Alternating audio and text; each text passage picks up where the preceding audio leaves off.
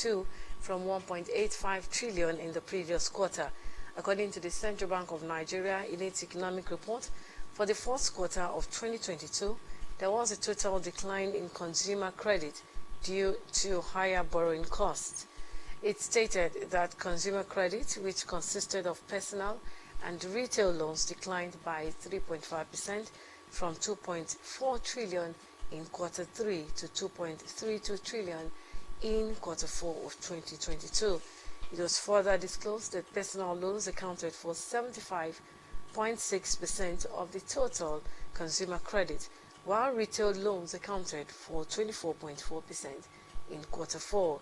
This decrease in consumer credit occurred due to the tightening monetary policies of the CBN to curb inflation. The central bank has hiked the interest rate 6 times since last year, from 11.5% to 19%. The CBN Governor, Godwin Emefiele, had said that the decision to keep hiking the MPR was taken to address inflation. And the Nigerian Exchange Limited, NGX, has fined 17 listed companies with a sum of 93.92 million naira for failure to file their financial statements after the regulatory due date in 2022. The companies were sanctioned during the current financial year 2022 for their inability to meet the regulatory requirements ranging between third quarter 2021 and quarter 3. Honeywell Flour Mills was fined 1.2 million naira for untimely filing of quarter 3 2021 financial results. For audited financial statement, Notori Chemical Industries, Union Bank of Nigeria, Japol Gold and Ventures, Presco, Veritas Capital Assurance, Lasaco Assurance, FBN Holdings, Adova PLC, CNI Leasing PLC, Coronation Insurance, Mutual Benefits Assurance, and Royal Exchange were fined 90,000 naira and 1.2 million naira, 2.8 million, 3.6 million naira, 4.9 million, 4.8 million, 5.3 million, 5.5 million, 9.7 million, 11.6 million, 9 million, 4.4 million, and 6.3 million naira in that order. PZ Cousins, Nigeria, got 4.8 million naira fine for 2022 audited financials, and EcoBank Transnational Incorporated was penalized with 3.2 million naira fine for quarter 3 2021 results. The exchange, in its ex-compliance report, explained that the initiative was designed to maintain market integrity and protect the investors by providing compliance-related information on all listed companies. All right, joining me in the studio this morning is the National President of the Cocoa Farmers Association of Nigeria, in the person of Comrade Adiola Adegoke, and today we'll be taking a look at the place of CFAN in ensuring this objective of expanding the cocoa sector, revolutionizing this cocoa sector, is achieved. Thank you so much for joining us on business today. You're welcome. Yeah, thank you very much. Now, let's begin with how the cocoa subsector has performed, and let's limit it to the outgoing administration of President Muhammadu Buhari. Thank you very much. And like we have known that even prior to the coming on board of the outgoing administrations, cocoa has been a commodity that has been contributing a lot of forex to the Nigerian economy, and we have seen this in the 50s, 60s, and 70s. We have seen it before the oil boom, and this has been a blessing to the country, especially considering the time of late sage Chief Obafemi Awolowo of blessed memory, where we can see what cocoa proceed was able to achieve. The cocoa house, the tallest in West Africa then, and the first television stations, the first radio stations, the free education, so on, were being around then convincingly without any money coming from the federal level, and the Western region government was able to fund all their all their projects But now coming, and I think before, I will also say, before the coming of all the present administrations, we have former President Olusegun Obasanjo, where I immediately took over the established what we call National Cocoa Management Development Committee, NCDC, and for throughout 8 years there were a lot of investment, especially at the productions level and at the research and development level. The extensions, a lot were being done. Then coming back to the outgoing government, I think if by and large, if we are going to do in comparison to during the late Sage era and the contributions of cocoa today, there is no doubt that as at today, cocoa still gives the highest foreign exchange at the CBN level, and I think it is still backed by facts.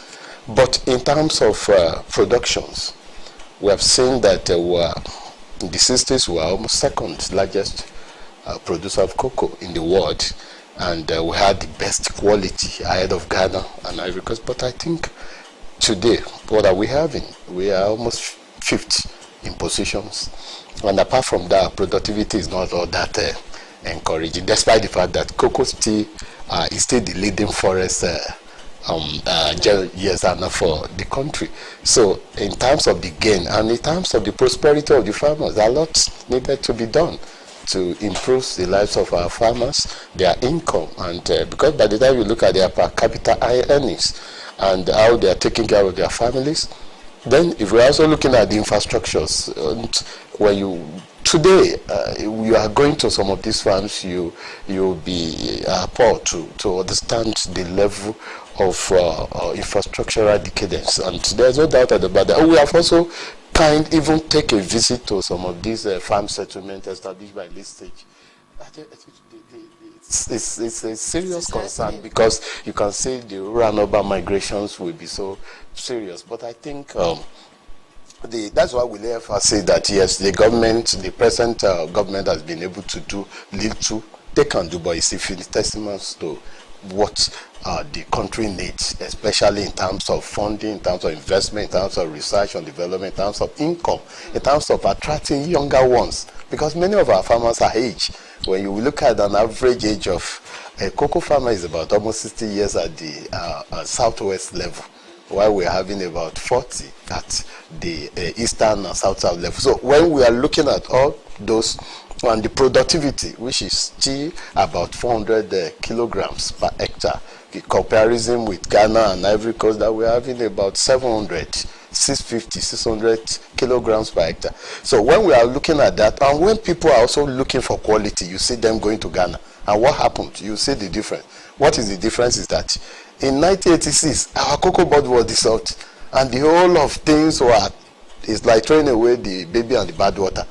But Ghana kept with their board. But today, when you are looking for the best quality, unlike what we had before, you go to Ghana to say yes. It is because of the regulations and a lot of effort, a lot of investment in the sector. So everybody who is serious will say yes, I want to go to Ghana.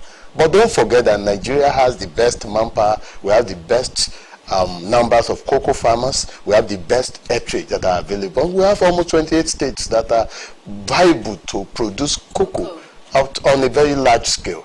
So looking at all that together, I think a lot needed to be done, and I think we are looking forward to the incoming administration stuff. And now you mentioned that in the past, let's say 8 years, production has been low, and you equally mentioned that after the administration of, during the administration of President Obasanjo, which encouraged production. After that administration, what changed? Yeah, you witnessed increased. No, you did it because we are looking at it today. Actually, it's just a kind of going forward and coming back during the Yaradua and Jonathan administrations. We can look at it, the something moving from 200,000 above to reaching close to 300,000, and at the same time coming back again, and with the coming of President Muhammadu Buhari government. We also look at it that from the same 200,000, sometimes it jumps to 320,000 metric tons. Inconsistency has been the hallmark, and today we have not even reached 350, but it's around that. Let's say the highest we have been able to reach is about 250,000 metric tons. But the inconsistency has always been there, and due to the issue of climate change, the issue of underfunding, the issue of not actually addressing the empowerment of farmers, the issue of low input, low incentivizations of the system, then lack of clear policy of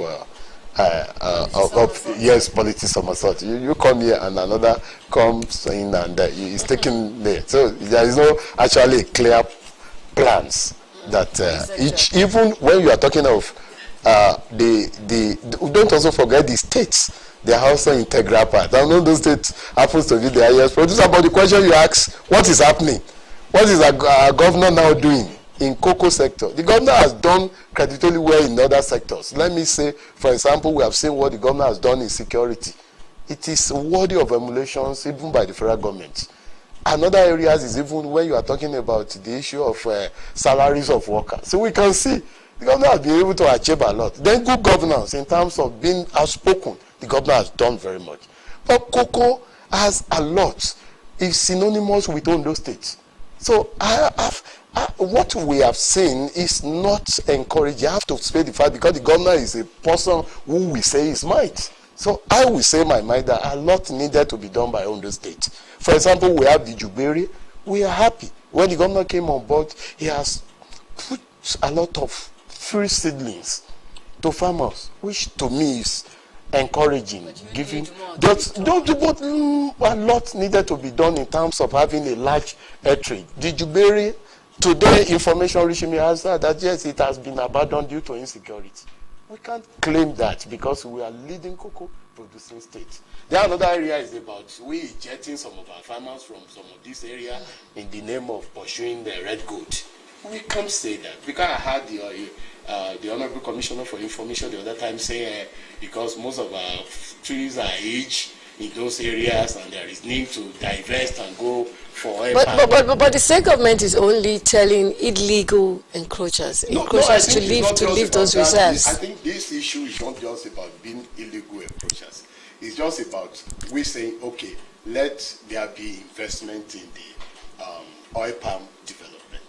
That is it. It's not just the government is not doing any other thing than to say yes, we are pursuing red gold development. Because those people going there to say what they want to go and do, it is because of oil palm expansions. So it's not the government. If you realize that when the government came on board, they actually start to integrate those who are in those areas, because that is the only way we can make sure that we grow employment opportunities, because some of these people are also very important. They are voters, they are indigenous, and we know the economy. Some of these cocoa are what is making even those days to be highest producer. Nobody is rejecting such cocoa, but what we are saying is that there should be a way to focus, because if the government can admit that many of those trees are aged, they need to be replanted, and well, then it means a lot needed to be done to make sure that we empower. Don't forget that we also have issues at Ofosu too, that those people are also saying they wanted to be ejected, and there are a lot of signals. So it's a red signals in terms of what we are doing, especially, and we were, as a stakeholder, we were not encouraged by the information commissioner's reaction reporter to those cocoa farmers. Because whatever, we need to take a leading role to encourage even the federal government to start to do more investment. And that is why I say charity begins at home. I'm from Ondo State. And being a president, I think I should start to take up my home state government. That's a lot needed to be done. Yes, they have done some, but it's infinitesimal. The issue of also local development of consumptions, the chocolate factories. We have seen the other time that there was a kind of altercations between the senator representing the Central from Idari, taking up the state government on the whether outright sales of that. But the state government equally came out to defend its actions. The truth of it is that we want to see that place working. whether it is privatized, whether it's being sold, whether it's being done this, we want to see Ondo State Sunshine Chocolate be eaten at the international level and within the states. We want everything to be working. Like the governor is synonymous with superb developmental initiative. We have seen it in the economy of the state. We have seen it in internal generations of the states. When you look at it, is worthy of emulation. The security, we have seen it. We have seen the governor standing up when it matters most. We have seen his passion. Look at the issue of the seaport license. So those are synonymous achievements. But I'm saying that a lot needed to be done in the cocoa sector. Specifically, I'm not talking about agriculture. Yes, I understand. Agriculture as a whole. Cocoa sector to be specific. Because we have the competitive advantage. Nothing much is done. It's synonymous with the administration. I stand to be corrected. All right, thank you, Comrade Adegoke. Now, a government-driven zero oil policy and the cocoa transformation plan in 2016 failed to end the stagnation of the sector. Now, in response, you initiated a series of roundtable conferences to produce grassroots consensus on how the Nigerian industry can adapt to changes. Now, the Ogun State Conference then held on November 28, 2019, identified 7 major causes of the stagnation of the Nigerian cocoa sector. Let me just run through, which is lack of adequate irrigation facilities to complement the new 2 to 3 year maturing cocoa varieties that the federal government and state governments are releasing at highly subsidized prices. We have inadequate access to agrochemicals. We have insecure tenure for cocoa farmers, which that conference equally addressed. We have poor quality dry cocoa beans, a low percentage of youth engagement, which you have mentioned, establish a reluctance of older farmers to expand their farm areas to include more cocoa, which you have equally mentioned. Now we have limited access to extension services, aging cocoa trees and all of that. Now, since 2018, when these challenges were highlighted, which ones have the subsector been able to overcome or gradually overcoming? I think the one we did in Ogun State was done in 2019. No, it was done in 2021 because what we did in 2022 was the Cocoa Festival in Ondo State. Yes. So the one we did in 2019 was done in the international conference of UI in Ibadan. Yes, but this agenda was 2021 at Ogun State. Okay. At the government banquet hall. And you have seen why we set some of this agenda. These are issues. These are challenges in the sector that we believe that any serious government should look into it. And as an association, I believe we should take the bull by the horn, and that's why we are doing these roundtable conferences. We did it in all the cocoa producing states. We did, and we interface with the policymakers, the stakeholders, the private drivers, because cocoa is a very unique sector that it is being driven almost 90% by the private sectors. And that is why most of the funding and investment are coming from the private sectors. And that is why we have always emphasized that government should come up with a better policy that will stimulate and protect the interests of and the funding of the private sectors, which is very sine non to move the sector forward. Like what we have mentioned, on our own, we have been able to even come up with compendium to make our farmers to adhere to good agronomic practices, to understand the right agro input to use in order to be make our cocoa bean sustainable.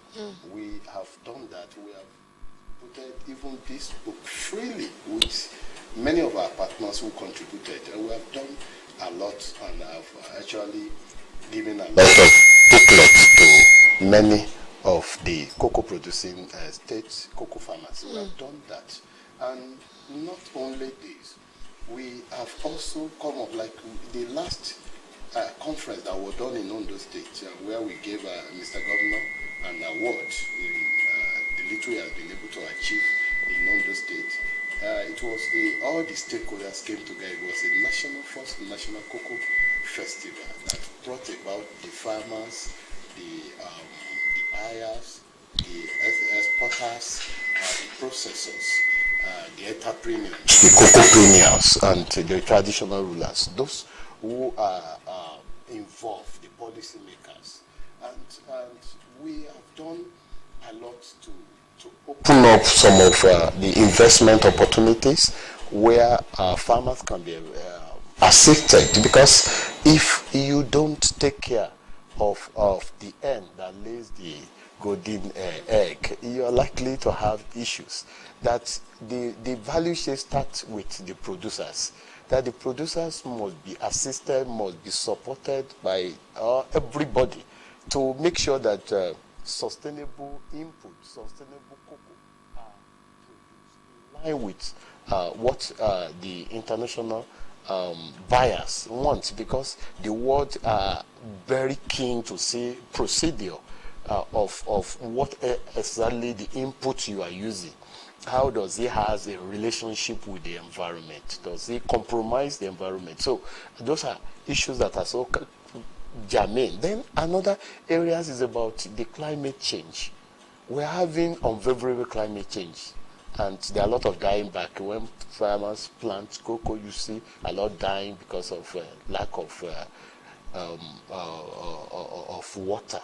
But we think our research should come up with drought resistance and more pest resistance that have highly maturing rate.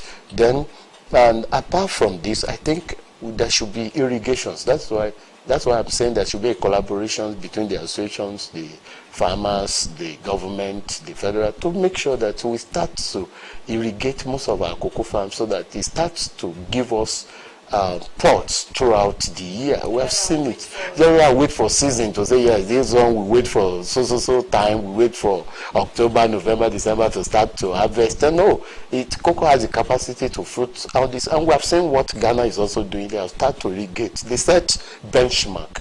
And I think Ondo State has to be a pace setter, because we have always been a pace setter. We have a governor that has been a pace setter in terms of good governance. And I think we should look at how to start to irrigate. We want to see a kind of a productivity being raised. At least Ondo State can start to have a benchmark of 600 kilograms per hectare to say, yes, that is what our farmers will teach, which will also teach others how to do it. So I think the government of President-elect Bola Ahmed Tinubu has a lot to do, and that is why the association has been trying to say, yes, we are going to collaborate, but to collaborate with all the stakeholders to bring wet back to cocoa. Specifically, what will you want that administration? Yes, specifically is about CFAN has frowned against the deregulation. Yes, we are frowned about, because we have seen it that has been the bane of the underdevelopment in the sector. As of today, farmers are cheated, because you just realize these are issues. Cheated, not even in terms of what they are buying, but in terms of the farmers not getting anything to go to farms. Yes, I said something the other time you did not even create. I said the Ondo State government has started something in Jubere, and it was abandoned due to insecurity. Probably the whole cocoa farmers in Ondo State had to abandon their farms because of insecurity. They don't know exactly what do you think. So you do give kudos that is in terms of this phase of insecurity, the farmers are still every day we still see kidnappings of our farmers, we still see killings and this, but they remain undaunted because nobody is ready to have poverty to take. Comrade Adigoke, because our time is fast spent, but I really want you to talk about just briefly how you intend to advance the welfare and the agricultural practice of cocoa farmers. This is